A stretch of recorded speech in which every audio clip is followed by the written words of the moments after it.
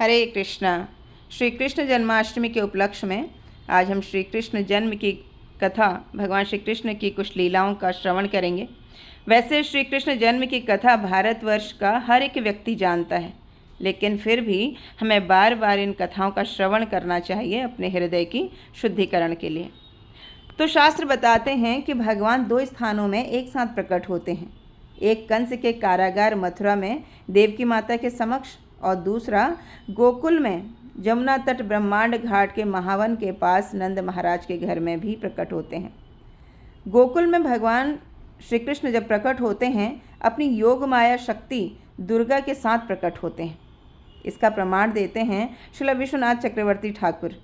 श्रीमद् भागवतम 10 स्कंध 10 अध्याय 5 श्लोक संख्या 1 में बताते हैं श्रील सुखदेव गोस्वामी कि नंदस्त्वामज उत्पन्ने जठलादो महामना आयु हविप्राण वेद ज्ञान दासनाथ सुचिरमंगलम।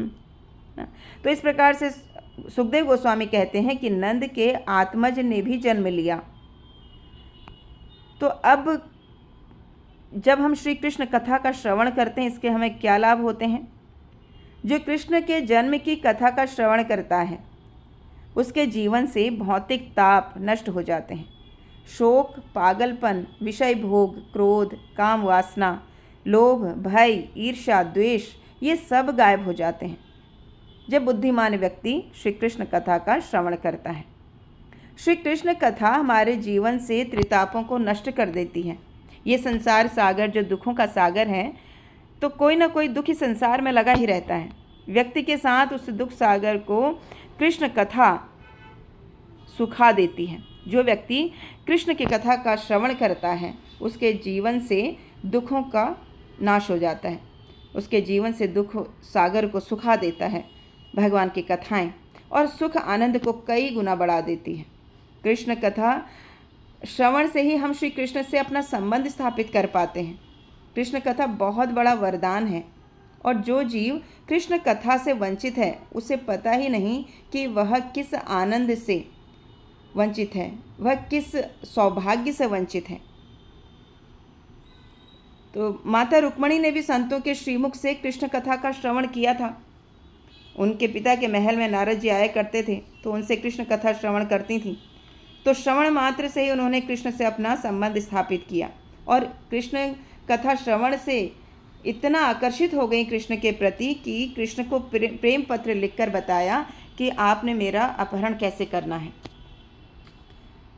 इसी तरीके से ब्राह्मण पत्नियों से कृष्ण के लिए जब भोजन लेने के लिए ग्वालवाल सखा जाते हैं, तो ब्राह्मण पत्नियों ने जो भोग उन्होंने यज्ञ पुरुष के लिए बनाया था उसे खुद लेकर कृष्ण के पास आ जाती हैं कृष्ण से मिलने।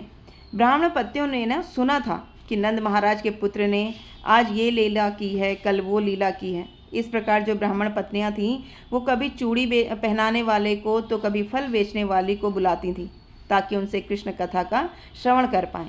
इसलिए ब्राह्मण पत्नियां सुनते ही कृष्ण से इतनी आकर्षित हो गई थीं कि वो कृष्ण की ओर दौड़ पड़ी।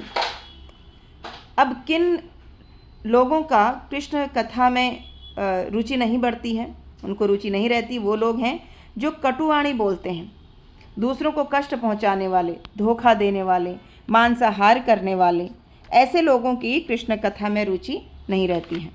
तो परीक्षित महाराज यहाँ पर एक एग्जाम्पल है हमारे साथ कि परीक्षित महाराज अपनी इच्छा रखते हैं श्रील सुखदेव गोस्वामी के सामने कि मुनियों में आप सर्वश्रेष्ठ हैं, परमहंस हैं, इसलिए मैं आपके श्रीमुख से कृष्ण कथा श्रवण करना चाहता हूँ।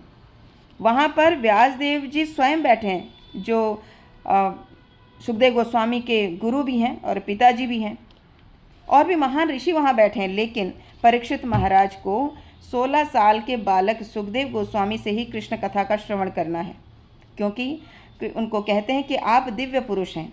सुखदेव गोस्वामी जो हैं वो श्रीमती राधा रानी के शुक हैं।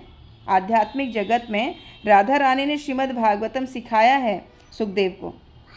तो ऐसे दिव्य भक्त हैं जो कथा का श्रवण और कीर्तन करते हैं बिना कुछ खाए पिए सोए 7 दिन 7 रात तक। तो परीक्षित महाराज इसीलिए श्रवण के आचार्य कहलाते हैं और सुखदेव गोस्वामी कीर्तन के आचार्य कहलाते हैं। इसलिए हम सभी को कृष्ण कथा का श्रवण अवश्य करना चाहिए, क्योंकि यही एकमात्र वो लीला है जो हमें इस भवसागर से पार कर सकती है। इस बार श्री कृष्ण जन्माष्टमी 16 अगस्त 2025 को है। 16 अगस्त को हमारे आराध्य का जन्म दिवस है। इस खुशी में सभी को व्रत रखना चाहिए। बताया जाता है कि एक श्री कृष्ण जन्माष्टमी का व्रत रखने से हमें 100 एकादशी व्रत के समान लाभ प्राप्त होता है। इसलिए अति आवश्यक है व्रत रखना। इससे भी हमें कृष्ण भक्ति की प्राप्ति होती है। श्री कृष्ण जन्माष्टमी का महामहोत्सव को बहुत ही उत्साहपूर्वक मनाना चाहिए, तभी हमारे हृदय में भगवान श्री कृष्ण की भक्ति, उनके लिए प्रेम प्रकट होगा। जैसे माता देवकी के 6 पुत्रों का कंस ने वध कर दिया था, 7वें नंबर पर भगवान बलराम जी का आगमन हुआ। उसके बाद श्री कृष्ण प्रकट होते हैं 8वें नंबर पर। तो देवकी के जो 6 पुत्र हैं वो हमारे हृदय के अनर्थों को रिप्रेजेंट करते हैं। इनके नाम हैं काम, क्रोध, लोभ, मोह, मद, मत्सर यानी कि द्वेष। हृदय से जब अनर्थ नष्ट होते हैं तब वहाँ आदि गुरु बलराम जी, जो भगवान श्री कृष्ण के प्रथम विस्तार हैं, उनका प्राकट्य होता है। गुरु हृदय की मलिनता को साफ करते हैं, सुप्त से चेतन अवस्था में लाते हैं भगवान की लीलाओं का गुणगान करके। तो बलराम जी अनंत शेष हैं जो युगों से भगवान श्री कृष्ण का गुणगान अपने हजारों मुखों से कर रहे हैं। और श्रीला रूप गोस्वामी पाद भी कहते हैं कि भगवान की कथाओं को श्रवण करने के लिए 2 कान कम हैं, 1 मुख कम है। इसके लिए तो हजारों कान होने चाहिए जिससे हम भगवान की कथाओं का श्रवण कर पाएँ, और हजारों जिह्वाएं होनी चाहिए जिससे हम भगवान की कथा कह सकें। तो इतना आनंद देने वाली हैं श्री कृष्ण कथाएँ।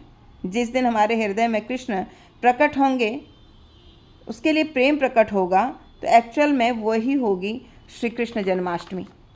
ये तभी पॉसिबल होगा जब हम निरंतर श्री कृष्ण कथा का श्रवण करेंगे। तो आइए इस श्री कृष्ण जन्माष्टमी को बहुत ही यादगार बनाएं, उत्साहपूर्वक धूमधाम से मनाएं। अपने परिजन, मित्र, संबंधी सभी को इस उत्सव में शामिल करें। अधिक से अधिक हरे कृष्ण कृष्ण कृष्ण हरे हरे, हरे राम राम राम हरे हरे इस मंत्र का जप करें। और अपने नज़दीकी इस्कॉन मंदिर में जाकर अवश्य ही दर्शन करें, प्रसाद पाएं और श्री कृष्ण जन्माष्टमी मनाएं। हरे कृष्णा।